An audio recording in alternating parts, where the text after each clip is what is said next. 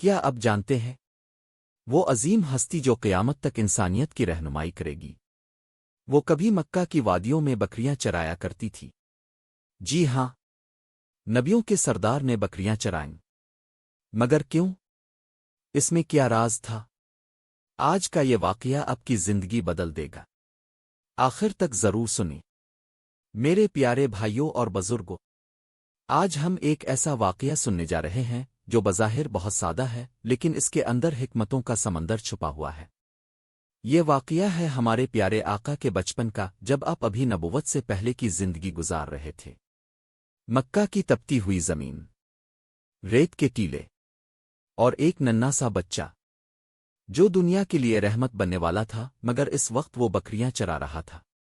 سوچنے کی بات یہ ہے کہ اللہ تعالیٰ اپنے محبوب کو کسی محل میں بھی رکھ سکتا تھا، کسی بادشاہ کے گھر میں بھی پیدا کر سکتا تھا، مگر ایسا نہیں ہوا، بلکہ اللہ نے اپنے نبی کو سادگی، محنت اور صبر سکھانے کے لیے بکریاں چرانے کا کام دیا۔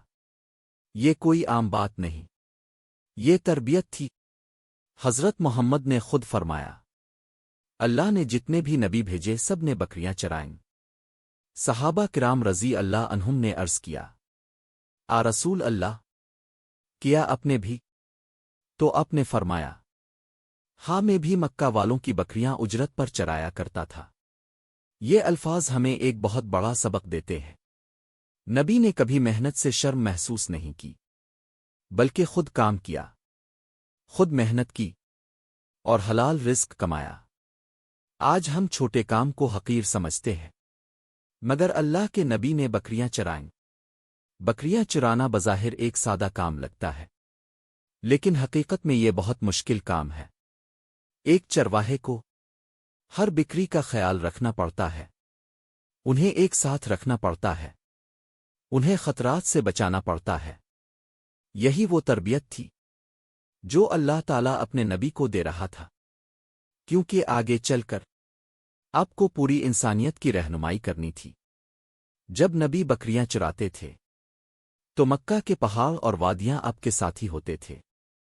وہاں نہ کوئی شور تھا، نہ دنیا کی چمک دمک، صرف خاموشی اور اللہ کی یاد۔ یہی وہ وقت تھا جب آپ غور و فکر کرتے تھے، اور یہی غور و فکر آپ کی شخصیت کو عظیم بنا رہا تھا۔ میرے بھائیوں، بکریاں چرانا صرف روزگار نہیں تھا، یہ ایک اسکول تھا جہاں نبی نے صبر سیکھا، برداشت سیکھا، اور قیادت سیکھی۔ کیونکہ جو شخص بکریوں کو سنبھال سکتا ہے وہ انسانوں کو بھی سنبھال سکتا ہے۔ ایک چرواہا ہمیشہ تنہا ہوتا ہے، اور تنہائی انسان کو اللہ کے قریب کرتی ہے۔ نبی نے اسی تنہائی میں اللہ سے تعلق مضبوط کیا۔ یہی وجہ ہے کہ بعد میں جب آپ پر وحی نازل ہوئی تو آپ کا دل پہلے ہی تیار تھا۔ آج ہم میں سے اکثر لوگ محنت سے گھبراتے ہیں، چھوٹے کام کو عیب سمجھتے ہیں، مگر نبی کی زندگی ہمیں سکھاتی ہے کہ کوئی کام چھوٹا نہیں ہوتا، اصل چیز نیت اور حلال ہونا ہے۔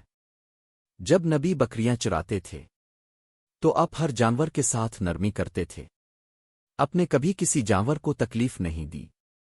یہی رحمت بعد میں انسانوں کے لیے بھی ظاہر ہوئی۔ بکریاں چرانے کے دوران نبی نے ذمہ داری سیکھی۔ اگر ایک بکری بھی گم ہو جاتی تو چرواہے کو جواب دینا پڑتا تھا۔ یہی احساس ذمہ داری بعد میں امت کے لیے رحمت بنا۔ میرے پیارے بھائیوں، نبی کی یہ سادہ زندگی ہمیں بتاتی ہے کہ عظمت کا راستہ محنت اور سادگی سے گزرتا ہے۔ اگر ہم بھی اپنی زندگی میں نبی کی سنت اپنائیں تو کامیابی ہمارے قدم چومے گی۔ یہ واقعہ ہمیں سکھاتا ہے کہ اللہ اپنے محبوب بندوں کو پہلے آزماتا ہے، پھر بلند کرتا ہے۔ آ اللہ ہمیں اپنے پیارے نبی کی سیرت پر چلنے کی توفیق عطا فرما۔ آ اللہ ہمیں محنتی، صابر اور سچا مسلمان بنا۔ آ اللہ ہمیں دنیا اور آخرت میں کامیابی عطا فرما۔ آمین۔ اگر آپ کو یہ بیان پسند آیا ہو تو ویڈیو کو لائک کریں، اپنے دوستوں کے ساتھ شیئر کریں اور ہمارے چینل ای ملتان اولیاء ملتان کو ضرور سبسکرائب کریں، بیل آئیکن دبائیں تاکہ ایسے ایمان افروز بیانات اب تک سب سے پہلے پہنچ سکیں۔